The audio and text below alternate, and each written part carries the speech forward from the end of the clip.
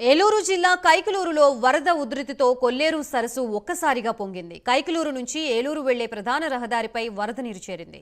కైకలూరు మండలం ఆటపాక పిట్టలదొడ్డి నుంచి దెందులూరు మండలం కోమటిలంక వెళ్లే రహదారి నీటి ప్రవాహంతో కొట్టుకుపోయింది. దీంతో కోమటిలంక ప్రజలు పడవ సాయంతో ప్రయాణిస్తున్నారు. ఈ విషయం తెలుసుకున్న జిల్లా కలెక్టర్ వెట్రి సెల్వి అక్కడ పరిస్థితిని పరిశీలించారు. మరో 4 రోజులు వర్షాలు ఉన్నందున గ్రామ ప్రజలు అప్రమత్తంగా ఉండాలని సూచించారు.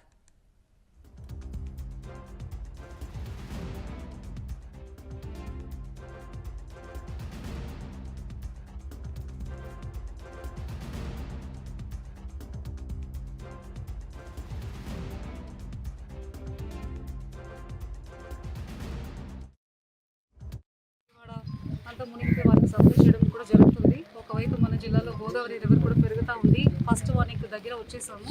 సో ఇటువైపు మనకు అక్కడ భూమడేరు కానీ మన this monsoon rains torrential rains వల్ల కానీ మనకి ఇక్కడ రివర్ ఫ్లో ఎక్కువ పెరుగుతున్నాయి. కాబట్టి ఒక విలేజ్ కట్ ఆఫ్ అవుతుందా లేదా, ఇక్కడ ఏం పరిస్థితి ఏంటి, వీళ్ళకి ఎలాంటి అడ్మినిస్ట్రేషన్ నుంచి ఎలాంటి హెల్ప్ కావాలని తెలుసుకోవడానికి కోసం ఇక్కడ వచ్చాము.